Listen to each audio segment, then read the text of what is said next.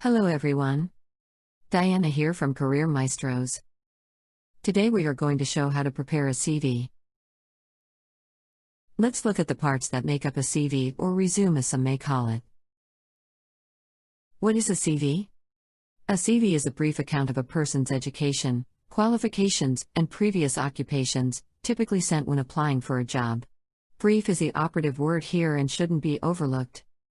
Over the years, I have seen that when it comes to CVs, many people do not know how to write one that will encourage employers to invite them for an interview.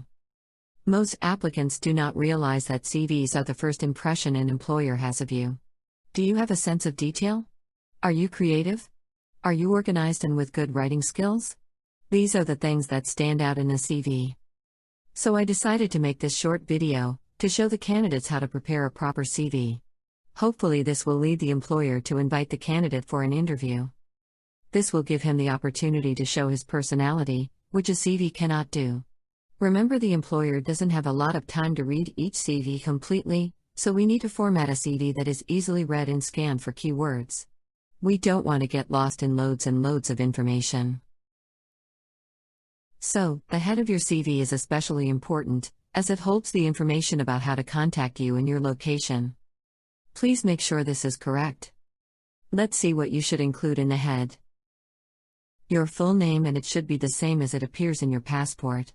This is very important, as employers will send that information to the government in order to get an approval. If the names do not match, you will have a problem when it comes time to apply. Make sure to put your correct address.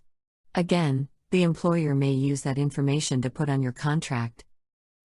Put your phone number in your WhatsApp. If the employer wanted to call you, he could save money by using WhatsApp. Your email address, please make sure that it is correct. I do not know how many times we have not been able to reach a candidate because the email address was wrong, and he had no other form of contact. Even if a phone number is available, most employers will not call an applicant, they just don't have the time. Skype name, now this is optional, but I always recommend it, as it is another form of contact. Now with Skype name, you need to make sure that you are providing the right ID. How to find your correct Skype name? Click on your photo in the left-hand corner in Skype. Click on Settings. There you will see your Skype name, and that is what you put on your CV. This is where you will find your Skype name, and this is the information that should be on your CV as it appears here. You will see that this Skype name is candidate.morocco, and that is the information that will lead the employer to find you. We always have problems finding people on Skype. There are too many same names, or the applicant has provided the wrong name, or maybe they provided a profile name, which is different. So, please make sure that the information you provide is correct. Now let's talk about things not to include when you are making your CV. These are things that could potentially bias an employer. The employer could pass over your CV, due to information that you have provided. So, let's look to see what not to include. On your CV, do not mention or list. Never mention your birthday. The reason why is that the employer will compare you to other people your age, and that is unfair as we are not all the same. For example, an adult at the age of 19 is not the same in every country. In one country, he may have to be responsible for his entire family, and must work from dawn to dusk to support them. Whereas, a more privileged adult may not really need to work, so he gets up at 3 in the afternoon, and plays video games, goes to parties at night, with no real objective in life but to have fun. No need to mention your gender. Does it really matter if you are a man or woman? I don't think so, but if it is, they will ask you at the interview. Never mention your marital status. If the employer asks you, you need to be honest. Never list your religion. Again, we do not want the employer to be biased based on what he may have heard about your religion. Never list your nationality. Again, it could bias the employer's opinion based on what he knows. A photo, this is optional, and I never suggest putting a photo. What we have used in the past are initials or an icon of your work. For example, if you are a baker, you could show a pastry item or a bread item, if you want to spruce up your CV a little bit more. The main idea for what not to put in your CV is so that the employer views you as a potential employee with no bias based on age, sex, religion, or nationality. Here you will see what the first part of the CV or resume looks like. There are different formats, so choose one that is appealing to you. However, do not use different types of fonts and a lot of colors. We're looking for a professional-looking CV. You can use the format, design that suits you just as long as it is easy to read and follow. You will see that you can easily find my name, Candidate Morocco. My job title, I use just professional job title. Just to make a point here, you can use the position that you are going after, not just your job title. Why you would want to do that? For example, you are a restaurant manager, but you know that employers will find you overqualified for a food service supervisor and overlook your CV. So, in this case, you would put your targeted position instead. Below that, you will find my phone number, my email address, and I have checked to make sure that it is correct. My correct Skype name, as taken from settings in my Skype profile. Let's look at the different sections of the body, and what each section entails and its position. For this presentation, I will be using a CV that is for someone who is not in Canada and applying to work in Canada. This is what I use to present a candidate's CV to employers. There are a few sections that should be added to any CV that could possibly answer questions that an employer could have. Here are the different sections you can find in a CV. About me or objective. Skills. Work experience. Education and certificates. Languages. If you don't put them into your skills, you can add another section for it. If you don't speak a language at a good level, don't put it. If the employer finds out that you can't speak the language, he will wonder what else you lied about. These are basically all that we need on a simple work CV. Of course, if you are applying for a higher position, then you could add a few more sections. But for this we will use the simple structure. About me section, or objective. This is basically a bold statement to summarize your experience, work ethics and personality, or to target your job objective. It should be around 50 words in length. We need to remember that employers don't have a lot of time to go through lengthy descriptions. You can find many websites that can help you with this statement, which I will show later. In the About Me section, or objective, you should use attention-grabbing words. This is basically a bold statement that announces your current position and summarizes your experience, work ethics and personality. Or an objective, which is a statement that says what it is you are looking for. For example, the position, type of company you are looking for, why you want to apply for a new job, and what you are willing to do in order to achieve your goal. No matter if you use About Me or objective, remember to make it short and to the point. Make sure that when it is read, it makes sense. Now, let's look at a few About Me statements and objective statements. As I mentioned before, there are many websites that you can go to assist you to come up with an attention-grabbing statement, whether it is About Me or objective. Here are a couple of About Me statements. Energetic and multilingual in-flight supervisor, with dynamic customer service skills, and a hands-on approach to supervising a team of junior staff. Experience in food quality control, hygiene, food safe handling, and inventory control. Poised, personable, and dedicated to team-driven environment. Known for excellent customer relations and a welcoming attitude. Talented line cook, with 2 years of experience in a fast-paced environment. Clear communicator with team-oriented focus, and advanced skills to effectively work with cashiers and kitchen staff to review and prepare orders. Qualified and hardworking with up-to-date food handling skills. Here are a couple of objective statements. To obtain a position that will enable me to use my strong organizational skills, award-winning educational background, and ability to work well with people. Looking for a cook position that will enable me to build on my current skills and knowledge, and at the same time grow professionally. Looking for a company that provides opportunities to progress based on performance. Let's see where we are at, and how our CV is coming along so far. You can see that, so far it looks organized and clear. You can easily find my name, contact information, and a short blurb about who I am. It may not look like much, but wait until you see the final product. Skills section. Well, this is where you can entice the employer to look a little closer to your CV. These are interpersonal skills which are generally related to your ability to interact and communicate with your fellow coworkers.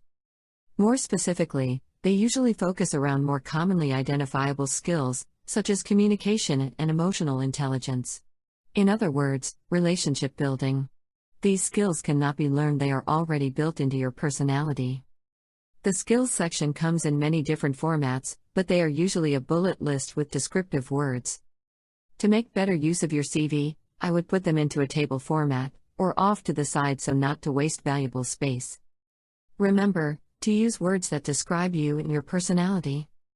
This is very important. Here are some typical interpersonal skills. Team player. Effective communication. Organized. Time management. Bilingual fluency. Critical thinking. Ability to work under pressure. Satisfaction motivation. These are only a few of many words. Let's look at the two different skills sections. This is located on the side of the CV. It only lists a few skills, but it is attractive and easy to find. This is for the more savvy person, and someone who has time. This is located just below the About Me statement and, as you can see, it is bulleted and put into columns, not to waste space. It is simple, but concise, and you don't need much prep time to do it. The work experience is a chronological timeline of your experience. It should start with your current, or most recent experience. This section is where you talk about your work history and highlight not only who you worked for, but what you did it, as well as how long you did it. Be sure to include your job title, as well as a bulleted list of your major duties and/or responsibilities. This you need to carefully plan, as we want to get straight to the point and cover the major duties that the employer is looking for. Let's look at how to build a work experience section. You should start with your most current or recent position. Company name. City and country. Job title. Start to finish. List some of your major duties, again it should be short and sweet. You follow this until you have completed your work experience. Make sure to leave one space between each experience. Do not go past 10 years. Do not add stages or internships unless your experience is short. I will show you how to find what types of duties to list. The best part is that the employers actually list what they are looking for. Here you can see how we built our work experience section. As you read it, you can see. It is easy to read, the fonts are all consistent. Easy to identify the employer. Which city you work in. Your actual job title. How long you worked at each job. A short list of the most important duties.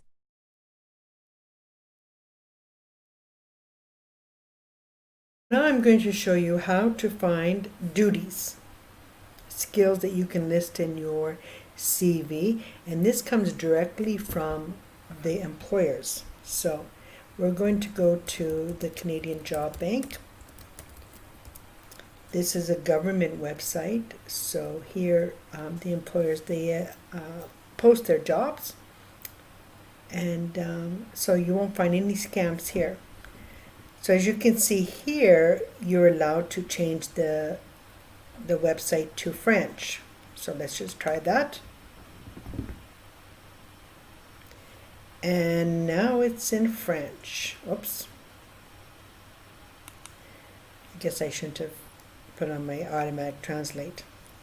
So I'm going to go back to English because I don't speak French. We're going to go here to the career planning, go down to job profiles. And here we're going to see an explore an occupation. And here in the occupation, you type any like job title, whatever, but it has to be within our NOC code. So for this one, I'm going to look up food service supervisor. And there's a list here of food service supervisors, different kind. And we'll pick this one, and this number here, the 6311, is actually a NOC code that the government uses to show whether this position is skilled or not. So if it's an A, B, C, D, or 0, Because there's a 3 at the second spot, this one is actually a B. Yeah. So anyway, you can put the province here, the city, and whatever. But for today, I'm not going to do that. But you can if you want. So let's hit search. So here you find a page, and it's a summary of the food service supervisor in Canada. So this summary includes the description of their job, wages, future prospects, jobs, requirements, skills, and this is the one that I want to look at, is skills. So let's click there. Now here, if you see expertise, this is the skills that people working in this occupation usually apply the following skill set. So here they are. You can take and copy and paste these into your CVs under your major duties. However, I advise you that be careful that to make sure that whatever is you copy and paste, you actually do in your work. For instance, this one here. Prepare food order summaries for chef. Now, if you work in McDonald's or Burger King, this will not apply to a food service supervisor because there is no chef in McDonald's. Okay? So you have to make sure you go through each one and be sure that you do it in your own work. Okay? So basically, that's it.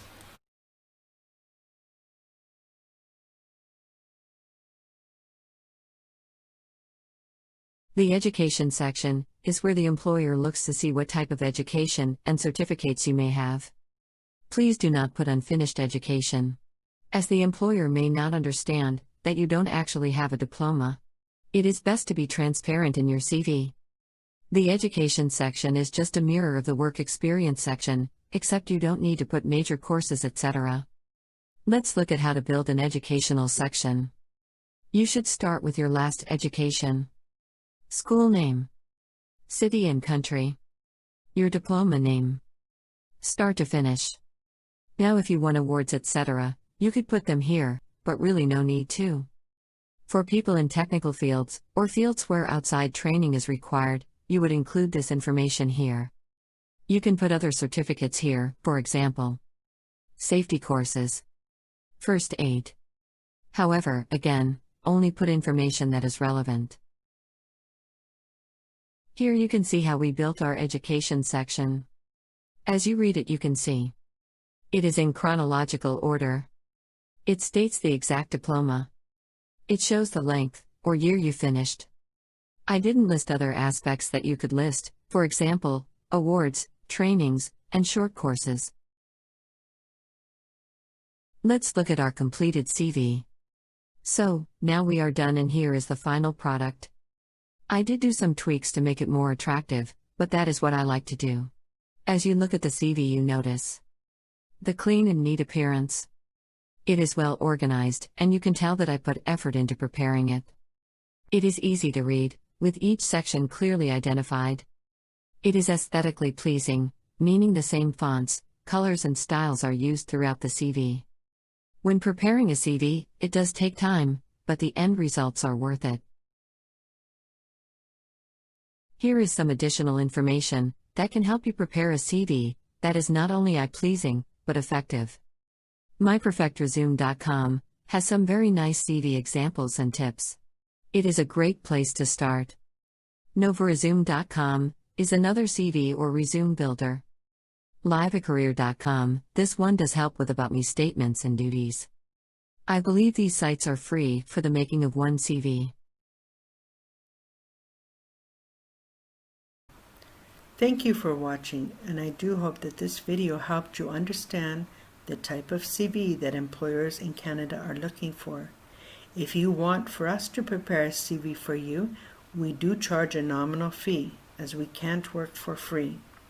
Once again, thank you, and please show support for this channel by subscribing, hitting the notification button, as I will be posting jobs, leads, and tips, sharing with others. My name is Dianna Lifanica, and my email is dlifanic@yahoo.ca, or my assistant's email is careermaestrosjobs@gmail.com, and our number in Morocco is 212-606-943-273. There are no other email addresses or phone numbers. Please be careful of scammers.